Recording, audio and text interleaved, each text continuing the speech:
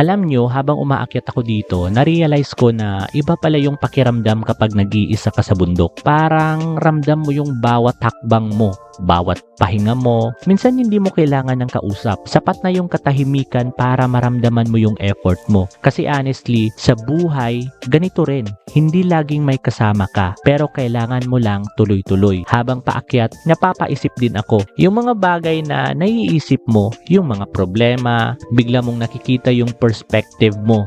Parang, kaya ko pala to. At yung pinaka-cool, kahit pagod ka na, kapag nakarating ka na sa itaas, ramdam mo na yung reward. Hindi lang sa tanawin, kundi sa sarili mo rin. Kaya kung may pinagdadaanan kayo ngayon, kahit feeling mabigat, kahit parang mag-isa, just keep going. Kasi minsan, kailangan lang talaga ng panahon at space para makita mo kung gaano ka kalakas.